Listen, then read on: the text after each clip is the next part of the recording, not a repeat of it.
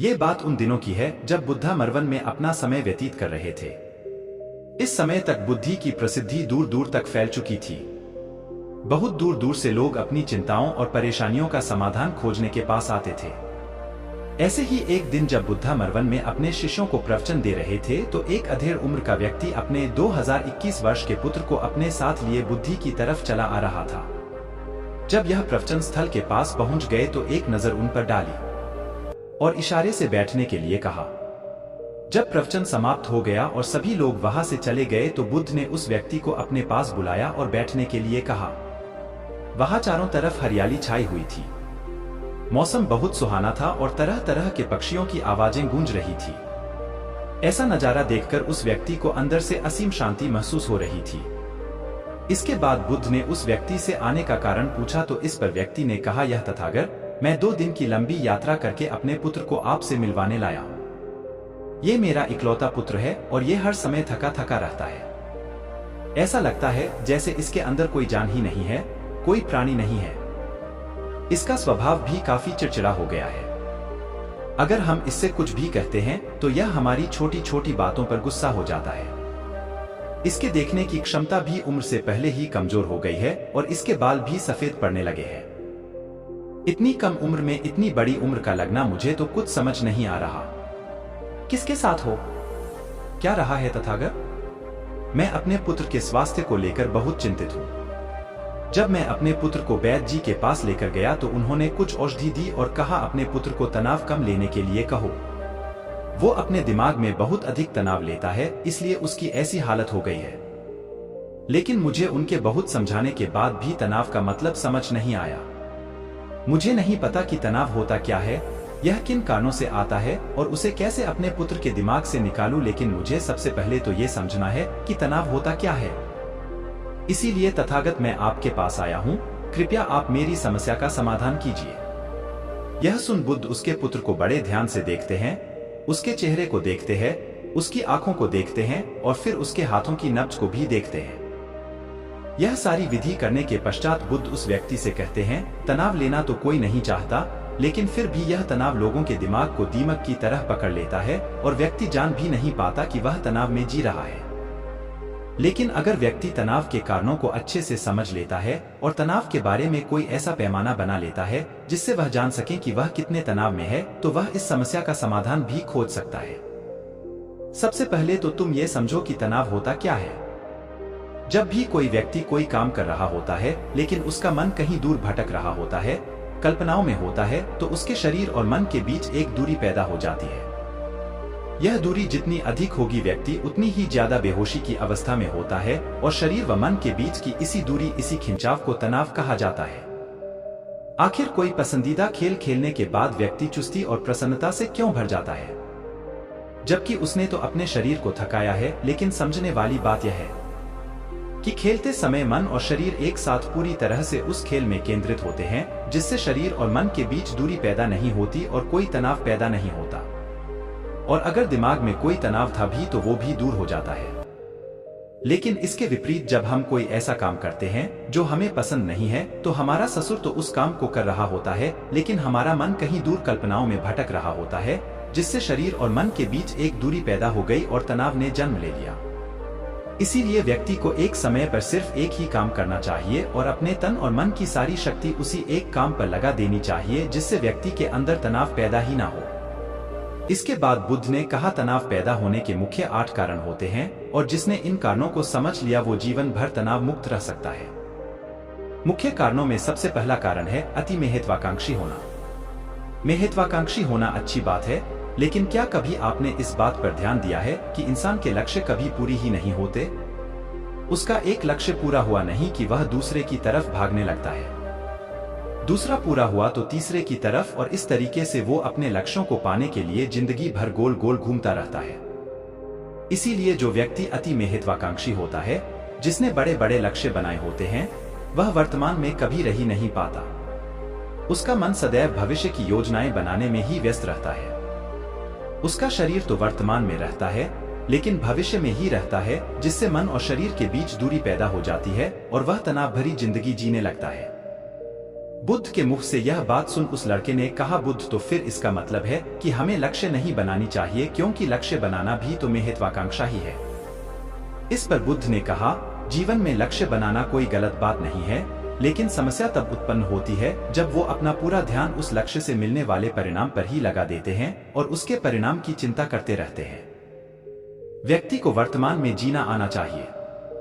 आप लक्ष्य बनाइए और उस लक्ष्य की प्राप्ति के लिए कड़ी मेहनत करिए, लेकिन साथ ही साथ आपको इस बात का भी ज्ञान होना चाहिए कि आप अभी वर्तमान में जी रहे हैं और वर्तमान ही सत्य है। बुद्ध ने आगे कहा, तनाव का दूसरा सबसे बड़ा कारण है ईर्ष्या। जब व्यक्ति ईर्ष्या और जलन से भर जाता है तो उसका मन अंदर से सड़ने लगता है। ईर्ष्या एक आंतरिक घाव है। आंतरिक घाव यानी मन का घाव व्यक्ति के शरीर का घाव तो भर सकता है, लेकिन मन का घाव कभी नहीं भर सकता।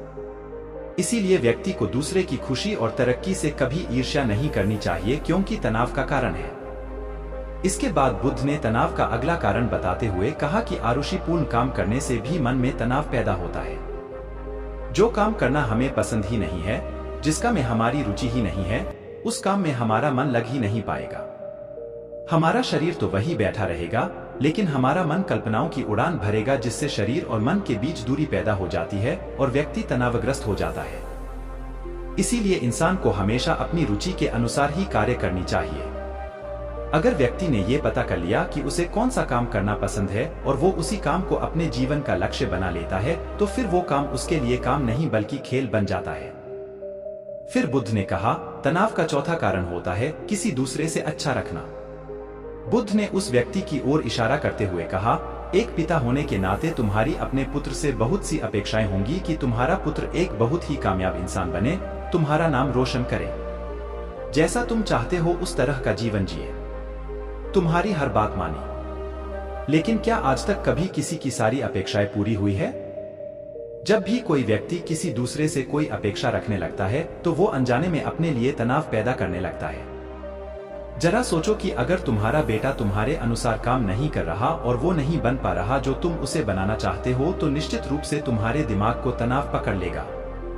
तुम तनाव से भरा जीवन जीना शुरू कर दोगे और इस तनाव के बस में आकर तुम ऐसा व्यवहार करोगे, ऐसी बातें करोगे कि तुम्हारा अपने पुत्र के साथ संबंध और भी खराब होता चला जाएगा।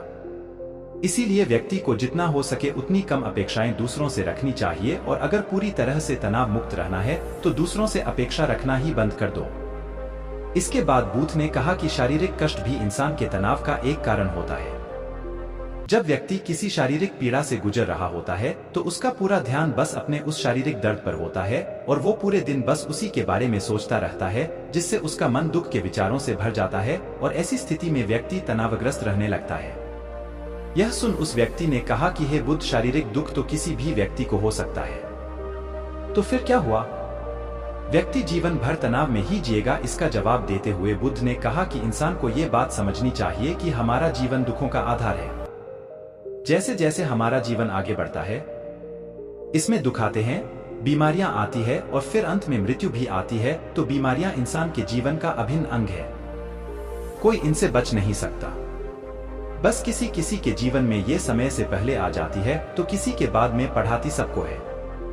जब इंसान का मन इस बात को अच्छे से समझ लेगा तो फिर वह अपनी बीमारी के बारे में सोच सोचकर ज्यादा तनाव नहीं लेगा, क्योंकि यह हमारे जीवन का अभिन्न हिस्सा है और इसके लिए व्यक्ति को शारीरिक रूप से भी अभ्यास करते रहना चाहिए। अपने जीवन में व्यायाम और स्वस्थ जीवन शैली को भी जगह देनी चाहिए, ताकि उसका शरीर लंबे समय तक निरोगी रहकर सही से काम कर सके। तनाव का अगला कारण होता है अपनी योजनाओं को समझने के लिए समय न देना।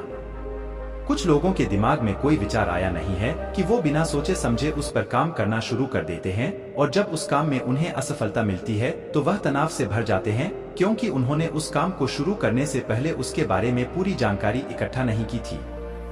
इंसान को कोई भी काम शुरू करने से पहले उसके अच्छे और बुरे परिणामों के बारे में ठीक से सोच विचार कर लेना चाहिए। इंसान को इस बारे में भी सोच लेना चाहिए कि अगर ये योजना सफल नहीं हुई तो फिर इसके बाद मैं क्या करूंगा। इसलिए व्यक्ति को अपनी योजनाओं को ठीक से समझने के लिए पूरा समय देना चाहिए, ताकि बाद में उस योजना की वजह से तनाव पैदा ना हो। तनाव का सातवां सबसे बड़ा कारण होता है टाल मटोल करना। आज के काम को कल पर टालना। आप लोगों ने ये कहावत तो सुनी होगी कि आलसी इंसान के शरीर का सबसे बड़ा शत्रु है। इंसान आलस्य की वजह से आज के काम को कल के लिए टाल देता है और फिर काम को टालना उसकी आदत बन जाती है। काम को कल पर टालने वाले व्यक्ति का काम कभी भी समय पर पूरा नहीं हो पाता और अगर किसी तरह से पूरा हो भी जाता है तो वह उतना अच्छा नहीं हो पाता जितना अच्छा उसे किया जा सकता था। और फिर यह बात व्यक्ति के अंदर तनाव पैदा करती है। लेकिन काम को टालना या काम को एकदम अंत समय पर करना एक आदत है। इसीलिए व्यक्ति ना चाहते हुए भी बार बार अपनी इस आदत का शिकार बन जाता है और काम को टालता रहता है और फिर जब काम की समय सीमा पास आ जाती है तो वह तनाव से भरकर काम को पूरा करने का प्रयास करता है। इसीलिए तनाव मुक्त रहने के लिए व्यक्ति को काम को टालने की आदत छोड़नी पड़ेगी और यह तभी संभव है जब व्यक्ति काम को समय से पहले खत्म करने का निश्चय करे। सबसे आखिरी और सबसे प्रमुख कारण जो तनाव का होता है वो है ज्यादा सोचना। लगातार सोचते रहना भी एक बीमारी है और यह उस व्यक्ति में सबसे ज्यादा पाई जाती है जो कपोल कल्पनाएं करता है, जो अतीत की घटनाओं और भविष्य की बातों के बारे में सोचता रहता है, जो बेवजह के अनुमान लगाता रहता है। इसीलिए व्यक्ति को ज्यादा सोचने की आदत पर लगाम लगाना चाहिए। इसके लिए जितना हो सके खुद को काम में व्यस्त रखना चाहिए और हर दिन ध्यान का अभ्यास करने को अपने जीवन का हिस्सा बना लेना चाहिए।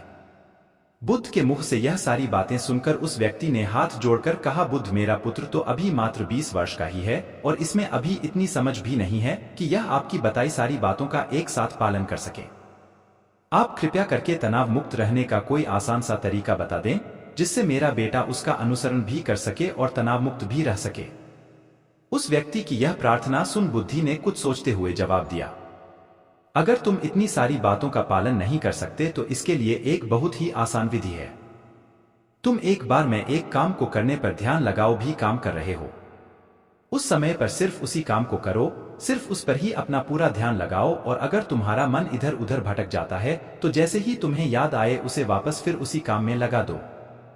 यह सबसे आसान और अच्छा तरीका है तनाव मुक्त रहने का।